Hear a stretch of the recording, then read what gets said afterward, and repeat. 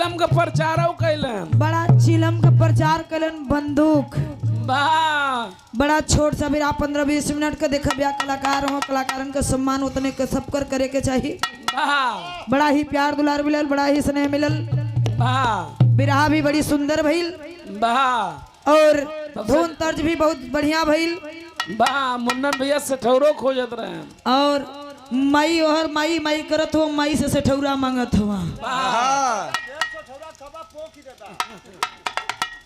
और जब सोमवार सावन के सोमवार या कोनो सोमवार उपवास रहल जला मुन्नन भैया तो भगवान भोलेनाथ के अगर व्रती करन लोगन तो लहसुन प्याज ना खा लेन। आप लोग जानत हो, यहाँ जानत हुआ ना, वो देखा लहसुन प्याज खात रहलन ना। वो माई पार्वती भुला कर लहसुन जिया तोहार लहसुन रात तोहार सबका लहसुन के मत छोड़िया लोगन।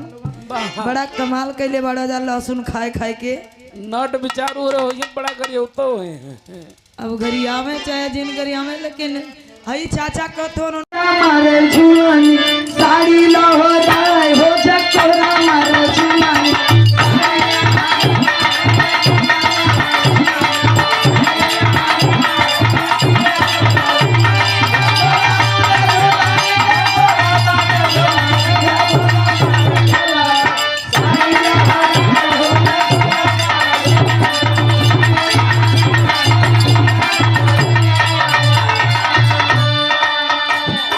लेकिन आजकल लहर जवन चलत है वो के लेला आज उत्तर प्रदेश के पूरी जनता मांगत है। कैसे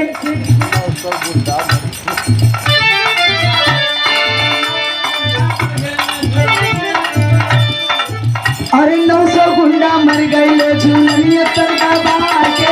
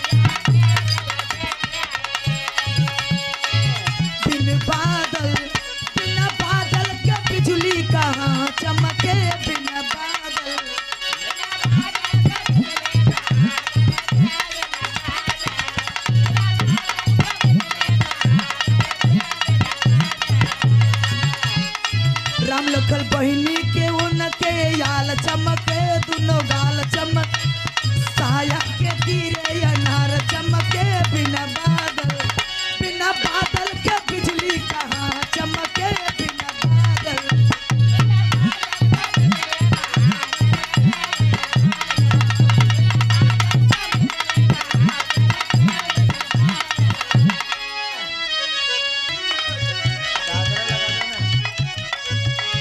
सुई डोल गई सुई डोल गई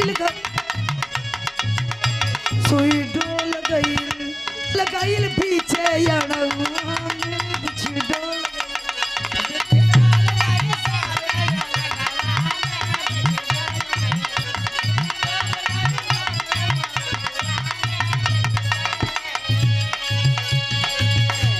डोल डोल गई पीछे मड़ुआ में डोल गई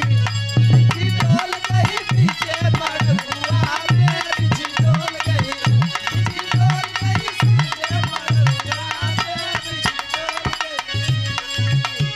सबके तमारे अगले बगले महेंद्र के मारे समुन में पीछे डोल गई पीछे अंगना में पीछे डोल गई